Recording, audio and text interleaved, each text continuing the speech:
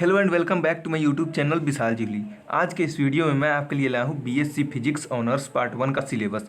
तो इस वीडियो में मैं आपको बीएससी फिजिक्स ऑनर्स पार्ट 1 का पूरा सिलेबस बताने वाला हूँ, जो सिलेबस हमारा होगा doctor B R. Ambedkar Muzaffarpur university का।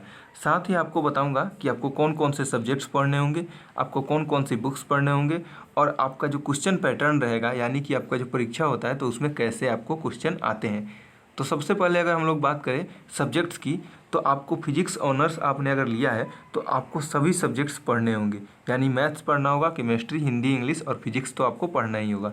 लेकिन आप चाहे तो मैथ्स, केमिस्ट्री, हिंदी और इंग्लिश गेस्ट पेपर खरीद के पढ़ सकते हैं। क्यों? क्योंकि ये जो होता है मैथ्स, केमिस्ट्री, हिंदी और इंग्लिश, ये सभी सब्सिडरी होता है, यानी कि इसमें सिर्फ और सिर्फ पास करना ज़रूरी रहता है, जो कि इसमें पास होता है 30% पे। यानी कि 100 नंबर का परीक्षा जो होता है इसमें सिर्फ और सिर्फ आपको 30 नंबर लाने होते हैं पास करने के लिए। और इसका जो नंबर होता है, जो इसके मार्क्स होते हैं, वो आपके सर्टिफिकेट में नहीं जुड़ते हैं, मार्कशीट में नहीं जुड़ते हैं। सिर्फ और सिर्फ जो फिजिक्स पेपर 1 और फिजिक्स पेपर 2 का ही मार्क्स जो होता है वही आपके मार्कशीट में जुड़ता है।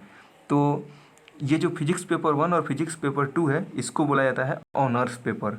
इसको ऑनर्स पेपर इसलिए बोला जाता है क्योंकि यही आपका ऑनर्स सब्जेक्ट होता है। तो ये जो होता है ये भी 100 नंबर का होता है, फिजिक्स पेपर 1 और फिजिक्स पेपर 2। इस दोनों को आप सब्जेक्ट कह सकते हैं। जैसे मैथ्स, केमिस्ट्री सब्जेक्ट आप कह रहे हैं, वैसे ही फिजिक्स पेपर 1 को एक सब्जेक्ट आप अलग समझ सकते हैं और फिजिक्स पेपर 2 को भी आप अलग एक सब्जेक्ट समझ सकते हैं। ये दोनों जो होता है 100 मार्क्स का होता है, जिसमें आपको 45% नंबर लाना ज़रूरी रहता है।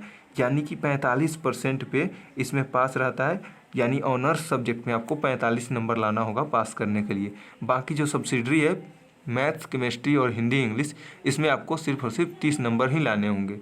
लेकिन फिजिक्स पेपर 1 और फिजिक्स पेपर 2 का मार्क्स जो होता है वो जुड़ जाता है आपके मार्कशीट में। चलिए, उसके बाद जो पेपर 1 होता है 100 नंबर का होता है, पेपर 1 भी 100 नंबर का होता है, फिर पेपर 2 जो होता है वो भी आपका 100 नंबर का एग्ज़ाम होता है। इसके बाद अगर हम लोग बात करें तो कुछ जनरल इंस्ट्रक्शंस है, कैसे आपका पेपर होता है, कैसे आपका एग्ज़ाम का क्वेश्चन जो आता है कैसे कैसे रहता है, ये सब आपको जानने की ज़रूरत है। तो जो भी क्वेश्चन पेपर आपको मिलेगा, क्वेश्चन पेपर में ग्रुप वाइज डिवाइड किया रहता है। जैसे आपको लिखा रहेगा ग्रुप ए, फिर आपको लिखा रहेगा ग्रुप बी और फिर आपको लिखा रहेगा ग्रुप सी, फिर डी, ऐसे करके ग्रुप वाइज डिवाइड होता है। हर एक क्वेश्चन पेपर, जो भी क्वेश्चन पेपर आपको मिलेगा वो सब ग्रुप वाइज डिवाइड रहता है, यानी कि ग्रुप में बटा रहता है। पूरे के पूरे 12 क्वेश्चन होते हैं। कोई भी जो क्वेश्चन आपको मिलेगा क्वेश्चन पेपर, चाहे आपको फिजिक्स का मिले, मैथ्स का मिले या फिर हिंदी, इंग्लिश का मिले, जो भी आपको क्वेश्चन पेपर मिलेगा उसमें 12 क्वेश्चन होते हैं, जिसमें से आप किसी भी 6 क्वेश्चन का आंसर दे सकते हैं। लेकिन आपको एक बात का ध्यान रखना है कि आपको कम से कम हर एक ग्रुप से एक एक क्वेश्चन को चुनना है। आगे मैं आपको इसको और डिटेल में समझाऊंगा वीडियो के लास्ट में। तो चलिए, उसके बाद क्या होता है, कुछ क्वेश्चन जो होता है उसमें ए बी सी ऐसे करके, मतलब उस क्वेश्चन के भीतर भी क्वेश्चन दिया जाता है। जैसे मान लीजिए क्वेश्चन नंबर 1 दिया गया है, उसमें लिखा गया है ए, फिर लिखा गया है क्वेश्चन नंबर बी, फिर उसी में है क्वेश्चन नंबर सी। तो सभी के आपको आंसर देने हैं। आप चाहे तो अगर आप कह रहे हैं कि हाँ मैंने ए और बी का दिया था, सी का नहीं दिया था, तो हो सकता है आपको मार्क्स न मिलेंगे। तो इसलिए आपको सभी क्वेश्चन का आंसर देना है। उसके बाद कैंडिडेट्स को क्या करना है, अटेम्प्ट करना है जो ए बी सी होगा, ये सब, मतलब अगर कोई भी क्वेश्चन दिया हुआ है उसमें ए बी सी करके क्वेश्चन दिया हुआ है, क्वेश्चन के भीतर क्वेश्चन, तो आपको उस सभी क्वेश्चन को बनाना होगा। अगर आप 1 नंबर बना रहे हैं, इसका मतलब आपको ए बी सी सभी बनाना होगा। चलिए, उसके बाद हम लोग देखते हैं पेपर 1 के बारे में। तो पेपर 1 जो होता है, पेपर 1 में आपको 3 ग्रुप में बटा रहता है, ग्रुप ए, ग्रुप बी और ग्रुप सी। यानी कि जो क्वेश्चन पेपर आपका होगा उसमें ग्रुप ए, ग्रुप बी और ग्रुप सी 3 ग्रुप होगा।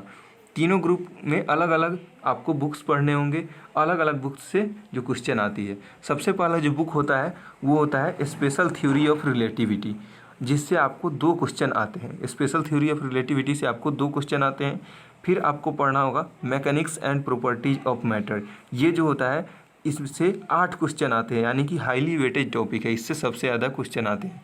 फिर जो ग्रुप सी होता है वो आपका होता है वेव्स एंड वाइब्रेशन, जिससे भी आपके 2 क्वेश्चन आते हैं। यानी कि यहाँ से 2 क्वेश्चन, ऊपर ग्रुप ए से, फिर ग्रुप बी से भी 8 क्वेश्चन, ग्रुप सी से 2 क्वेश्चन, यानी कि पूरे के पूरे आपके 12 क्वेश्चन आते हैं।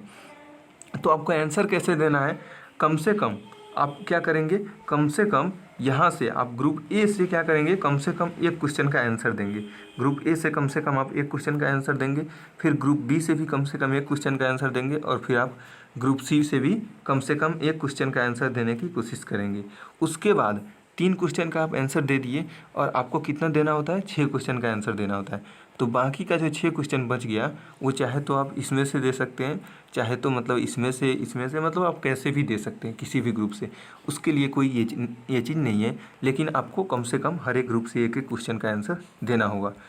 उसके बाद अगर हम लोग ग्रुप पेपर 2 की बात करें तो पेपर 2 जो होता है उसमें 2 ही ग्रुप होता है। पेपर 2 में 2 ही ग्रुप होता है। सबसे पहला ग्रुप ए होता है जिसमें आपको बुक पढ़ना रहता है हीट, जिससे आपको 4 क्वेश्चन आते हैं। और जो ग्रुप बी जो होता है इसमें आपको थर्मोडायनेमिक्स नाम का बुक पढ़ना रहता है, जिससे आपके 8 क्वेश्चन आते हैं। यानी कि थर्मोडायनेमिक्स क्या होता है, हाईली वेटेज टॉपिक होता है, हाईली वेटेज बुक होता है, जिसमें से अकेले इसी थर्मोडायनेमिक्स में से 8 क्वेश्चन आते हैं। इसमें भी आपको 6 क्वेश्चन का आंसर देना होगा। यहाँ पे 4 क्वेश्चन और यहाँ पे 8 क्वेश्चन, मानी पूरा की 12 क्वेश्चन आते हैं, जिसमें आपको 6 क्वेश्चन का आंसर देना रहेगा। आप चाहे तो यहाँ से 2 क्वेश्चन का आंसर दे सकते हैं, और यहाँ से 4 क्वेश्चन का आंसर आप यहाँ से दे सकते हैं।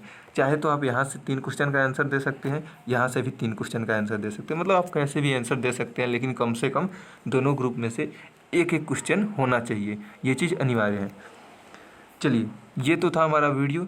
तो अभी के लिए इतना ही। Thanks for watching. अगर वीडियो अच्छा लगा तो वीडियो को लाइक और चैनल को सब्सक्राइब जरूर कर दिए, और साथ ही अपने दोस्तों के साथ शेयर कीजिएगा ताकि और लोगों को भी इसका फ़ायदा मिल सके।